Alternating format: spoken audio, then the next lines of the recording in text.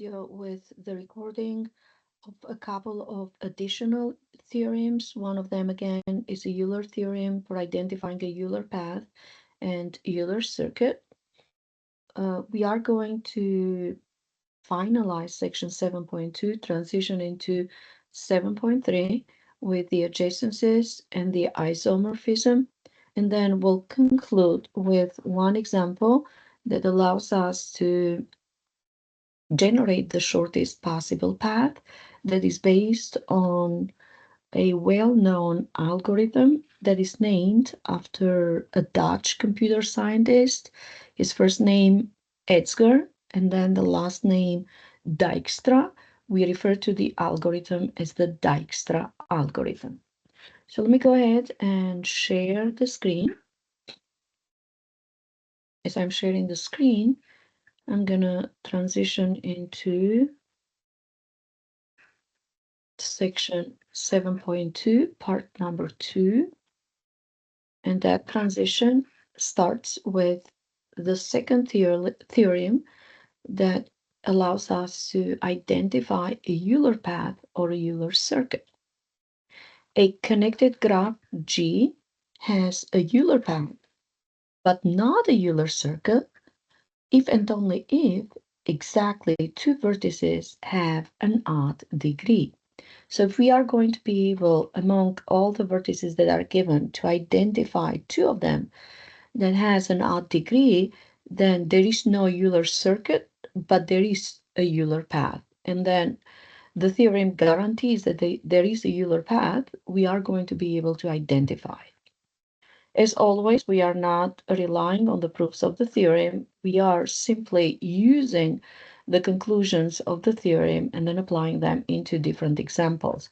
This second theorem, Euler theorem, is also a biconditional, meaning can be used in both directions. So one direction is, it is given a G, a connected graph that has a Euler path, but not have a Euler circuit. Therefore, two of the vertices are going to have an odd degree, and vice versa. If two vertices are identified among the others with an odd degree, then there's a guarantee that there is a Euler path, but there's no Euler circuit. So for the given image, determine if the graph below has a Euler path based on the above theorem. If not, explain why not. And then if there is a Euler path, find one. So in order for us to identify a Euler path, or at least determine whether or not the Euler path exists, we are going to rely on the previous theorem. As long as we identify two vertices of odd degree, that's a guarantee that there is a Euler path. And then once we have that guarantee that the Euler path exists, we are going to identify it. So I'm going to start off by, it always helps if you name the vertices, but again, from in counterclockwise direction of rotation, if I start with this vertex, the degree of the vertex is determined by the number of edges that the vertex connects to the two adjacent vertices.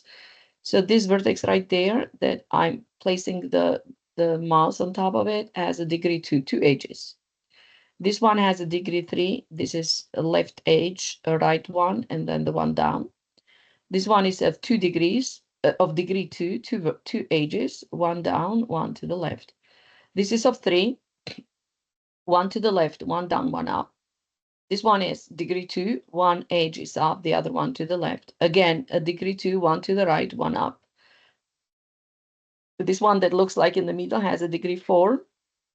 You have one edge to the left, one edge to the right, one up, one down. And then the last one has a degree 2, 2 edges that are connecting, one up and one down. So connecting with an upper vertex and then a right vertex. So we identify two vertices, this one right there that has a degree 3, which is odd, and then this one a degree 3 odd. So according to the previous theorem or the above theorem, there is a guarantee that the Euler path exists and there is no Euler circuit. So all we have to do is now identify the Euler path. So for simplicity, I'm going to name the vertices using lowercase letters. So counterclockwise direction of rotation.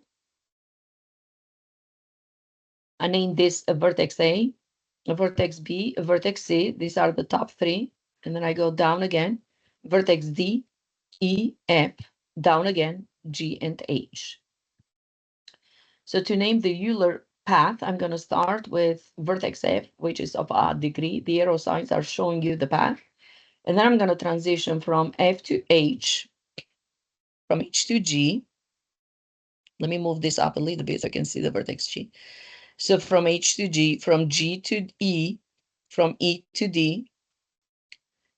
Then I will transition from D to A, then from A to B, from B to E, from E to F, from F to C, try to follow the arrow sign, and then from C to B. So this is a Euler path that is starting at vertex F of odd degree, and then ending to the other vertex of odd degree, which is vertex B. So we were able to identify a Euler path based on determining the degrees of each vertex, identifying two vertices of odd degree, and then identifying the Euler path that does exist according to the theorem, starting at vertex F, which is one of the vertices of odd degree, and then following the arrow signs, ending to vertex B. So that's a Euler path. So now we are identifying another group of paths and circuits. We refer to them as the Hamilton path and circuits.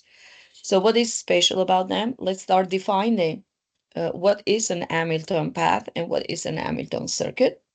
A Hamilton path for a connected graph G is a path between two distinct vertices that includes every vertex of G without repeating any vertices or edges.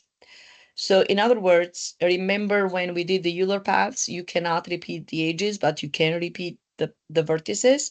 Now, the difference between them, in the case of a Hamilton path, for the connected graph G, you're identifying this path, which is between two distinct vertices that includes every vertex of G, but you're not allowed to repeat vertices and edges. So any of the vertices or edges. Now, what is an Hamilton circus? Very similar to the path, but you will see the difference very shortly. So we do have a connected graph. They do not exist if the graph is not a connected graph. So a Hamilton circuit for a connected graph G is a circuit that includes every vertex of G without repeating any vertices or edges. But what is different? This looks like it's very similar to the Hamilton path. But what is different now? You start and you end at the same vertex. So let's try to look at these two definitions in a set of examples. So we are going to determine if the following graph has an Hamilton path, Hamilton circuit, or neither. So we don't know if there is an Hamilton path or an Hamilton circuit, or maybe none of them. Now, what the Hamilton circuit path requires the graph to be connected, which is the case. Requires to go along all the vertices without repeating them, and then without repeating the edges. And you start with one vertex and ends with another one. So connection between two distinct vertices. That's a path. Now, a circuit, you use every single idea that you use for the Hamilton path, with the exception that you're not connecting two distinct vertices. You start at one vertex, you must end at the same vertex. So you go through the entire connections of vertices and edges without repeating them, but starting with one vertex, ending with one vertex. That's a circuit. So two vertices of the graph G, as you notice, I start always by determining the degrees. So this is a vertex of degree 1. This one has only one edge connection, a right side. This is of degree 3, one to the left, one to the right, one down. Degree 2, one left, one down. This is degree 3, one up, one left, one down. This is degree 2, one up, one to the left. This is of a degree 2, one up, and then one to the right. This is also degree 1 because only one connection to the right. And then the one in the middle is a degree 4. So you have one left, one right, one down, one up. We do have two vertices of graph G are of degree 1. So therefore cannot be definitely an Hamilton circuit, because the Hamilton circuit requires you to start at the same vertex and at the same vertex. This cannot be done if the vertex has a connection of one edge. So that is out of the question. So we're not going to be able to identify the Hamilton circuit, but we are going to look for a Hamilton path. And let's see if we can identify one. Always helps if you name the vertices with the lower cases. And then, of course, you know what the degrees are. So in the next image, I already named. So starting with the top three ABC and then continuing the order, the middle three D, E, F, and the bottom two G and H. It's almost the same image. I'm looking for an Hamilton path, which means I have to start at one vertex and then end at a distinct one, at a different one. So let's say I start at A. So I go from A to B to C, down to F, down to H, to the left at G, up E, and then go to D. That's an Hamilton path. So I started from a vertex A, ended up with a vertex D, which is different from A. And then this is indeed a Hamilton path. So A, B, C, F, H, G, E, and then D.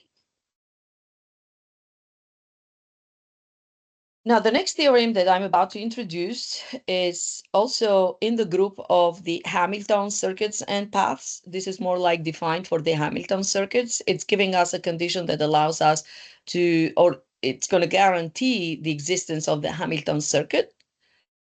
And then based on the conditions of the theorem, once we have 100% guarantee that the Hamilton circuit exists, all we have to do is identify it. Now, this is thanks to the mathematician Dirac. We refer to it as the Dirac theorem. And let's see what the theorem is saying. Notice that all these theorems are for connected graphs.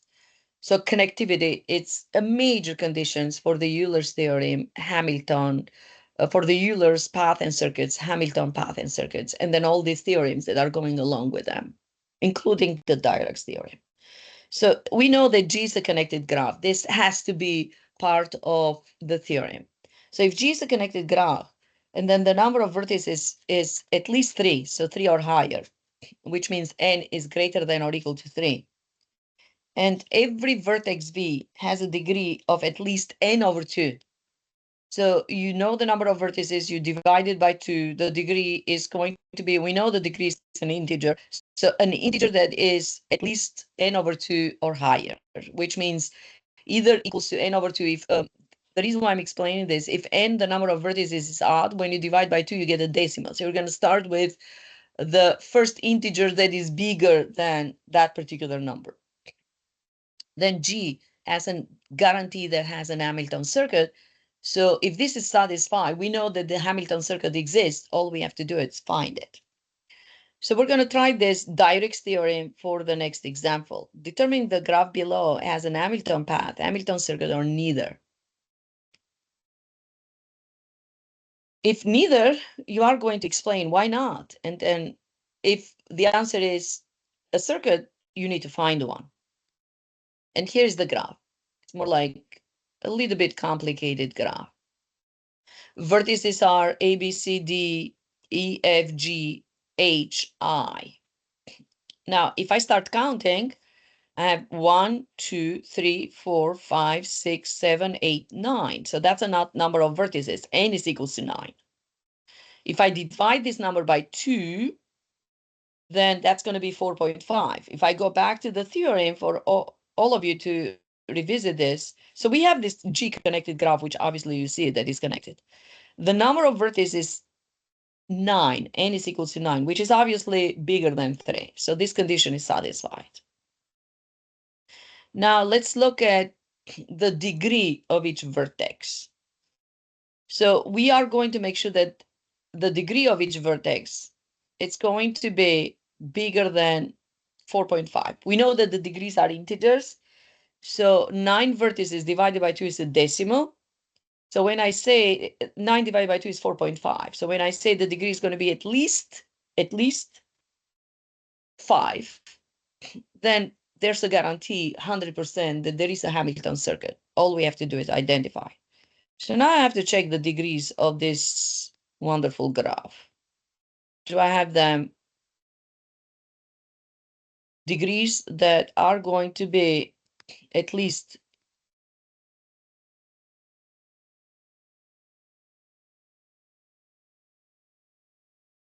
bigger than or equal to 4.5? Okay, so A has a degree 1, 2, 3, 4. So that's a degree 4. Now B has a degree 1, 2, 3.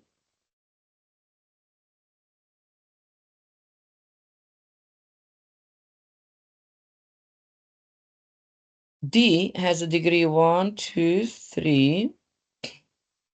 E has a degree 1, 2, 3. G has a degree 1 and 2. F has a degree 1, 2, 3, 4, 5. So that's the one that satisfies. I has a degree 1, 2, 3. H has a degree 1, 2, 3, 4. And C, of course, has a degree 1, 2, 3, 4, 5. Now, if I go back to the Dyer's condition, every vertex V has a degree of at least n over 2, then G has an Hamilton circuit. So it looks like some of the degrees are not bigger than n over 2. So we have to check this condition. But let's see if I can maybe look at the Hamilton circuit in there. So the way I started by vertex A. So the idea is with the Hamilton circuit, the idea is starting with the same vertex, ending at the same vertex. So I started at A, if you follow the arrow signs. Then from B to E,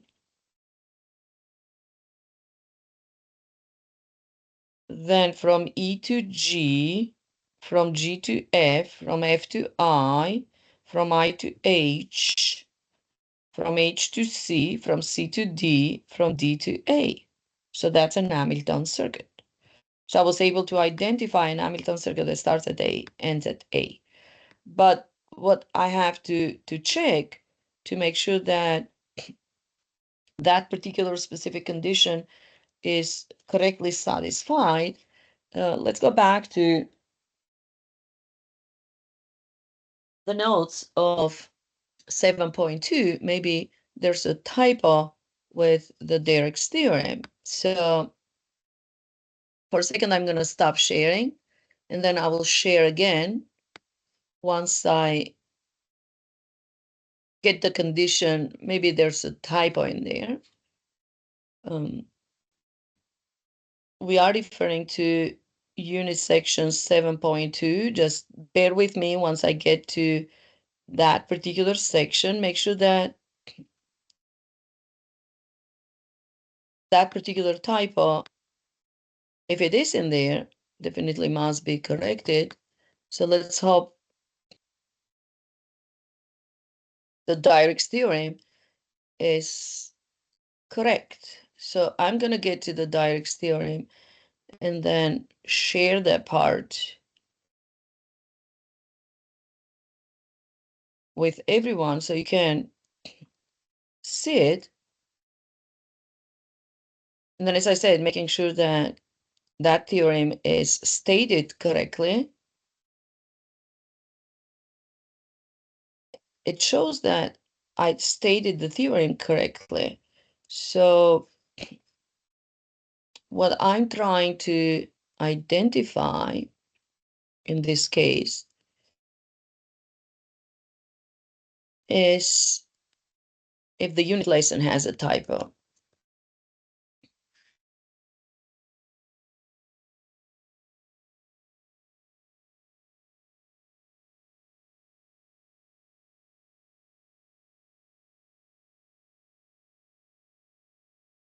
Yeah, so there's a typo in there when the theorem is, and then I'm going to go back to that.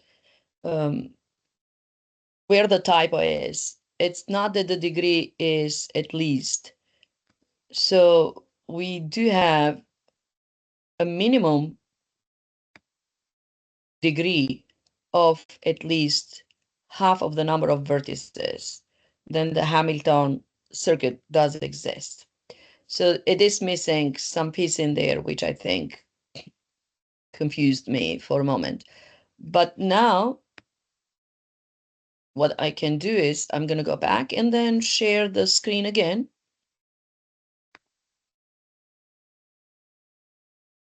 Here we are. There you go. And then that's pretty much the end of section 7.2. I hope you enjoyed this part. So now I'm going to transition into section 7.3, sharing the screen again. And here's section 7.3.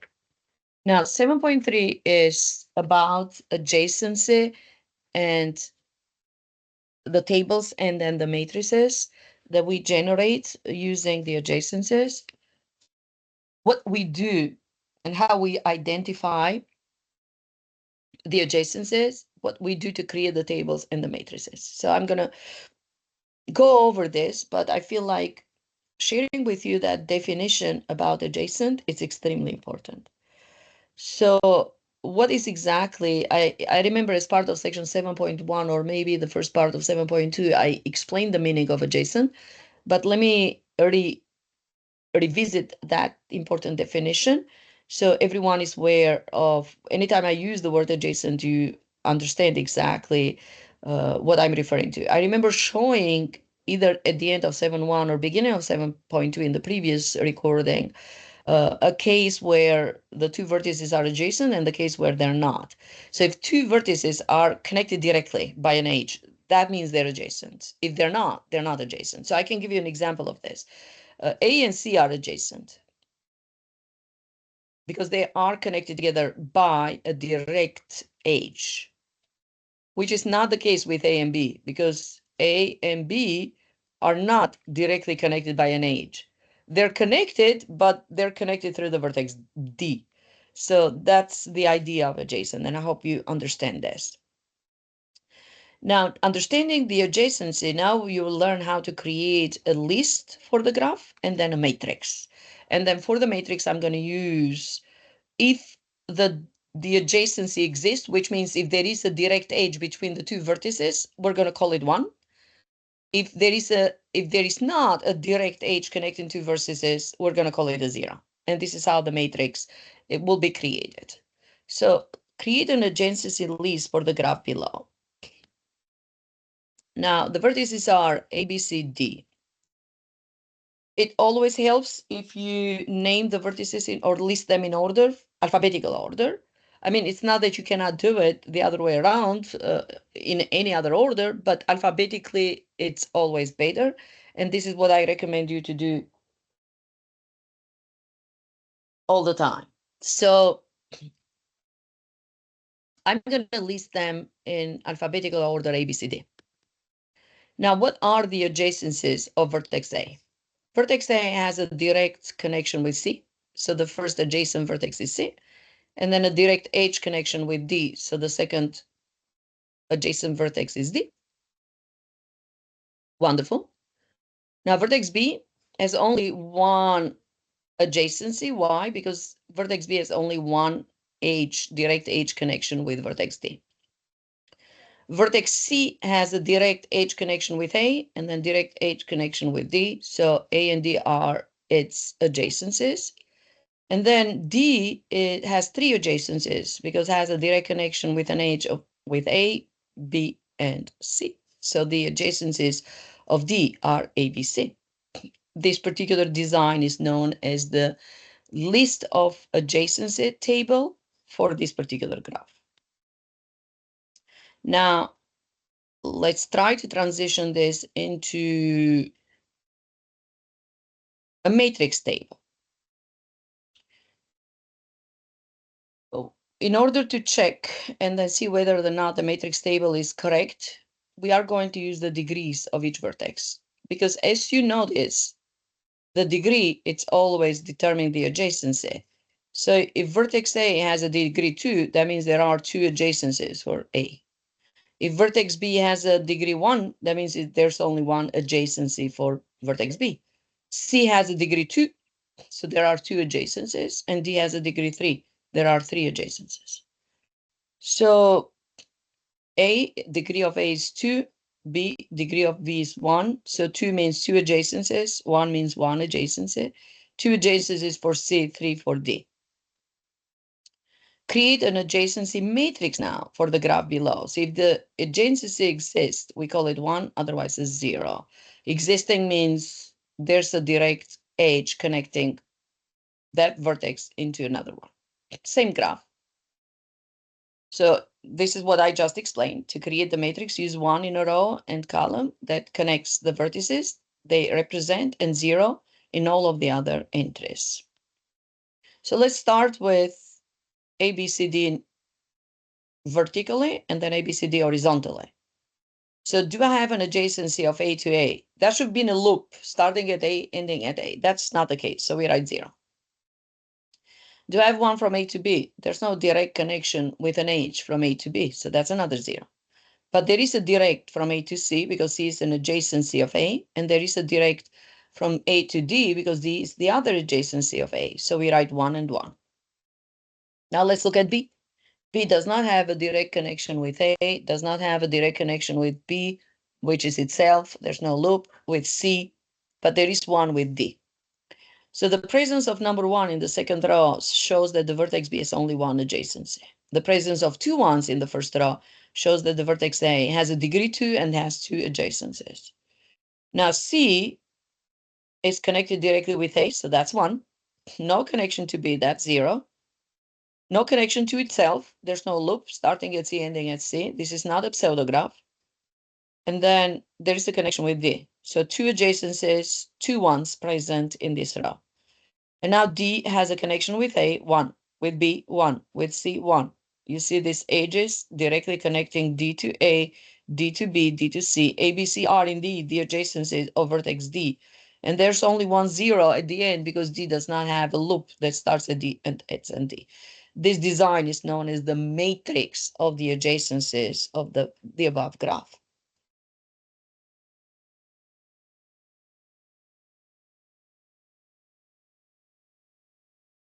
Now, what is the isomorphism? The isomorphism allows us to compare 2 graphs with one another. So we're going to look back at the original graph and then a different orientation. So you kind of like using the same vertices, same adjacencies, but you do orient them differently. So you redraw that in a different way. We call it a different orientation.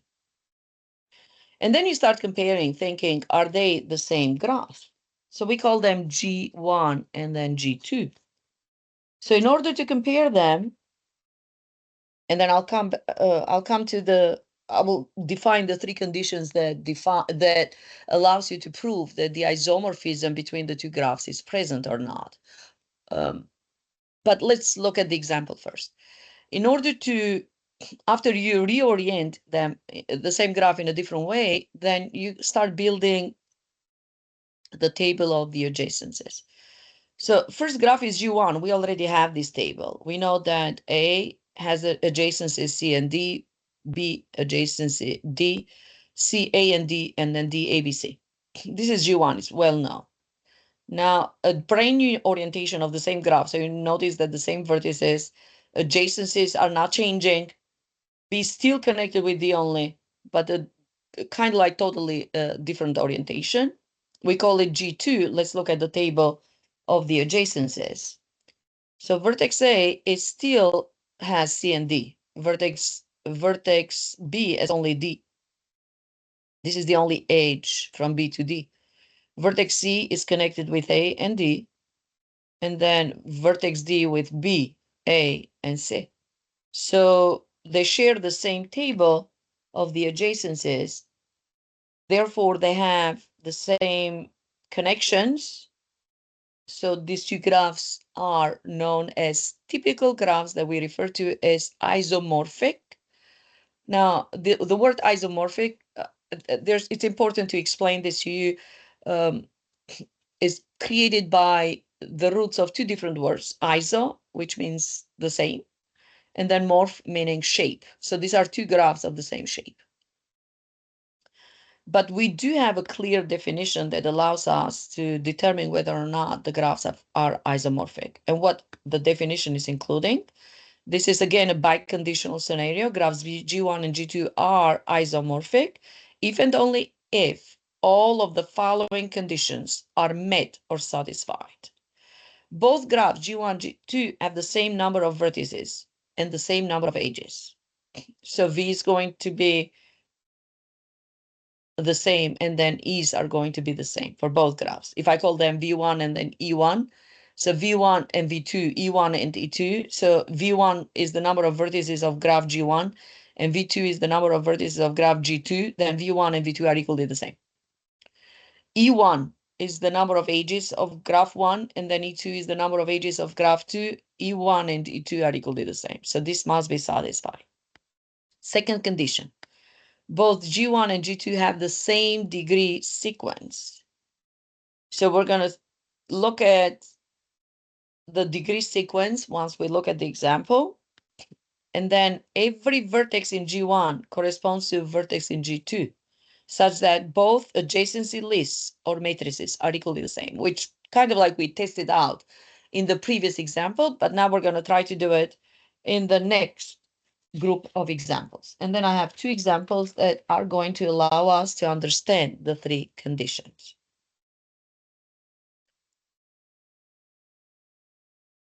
So are these two graphs isomorphic?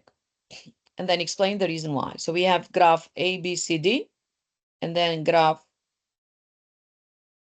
E, F, G, H. So the first one is G1, the second one is G2. Now, the first graph has 4 vertices. The second one has 4 vertices. So vertices are equally the same. So V is 4. How many edges? So we have 1, 2, 3, and 4. We have 1, 2, 3, and 4. So same number of edges. Condition number 1 is satisfied.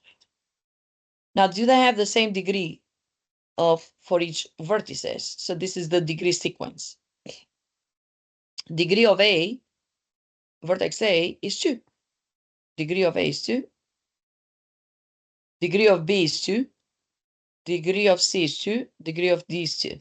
So the sequence of the degrees in G1 is 2, 2, 2, 2. Now let's look at the degree sequence in graph number 2. E has a degree 2. F has a degree 2.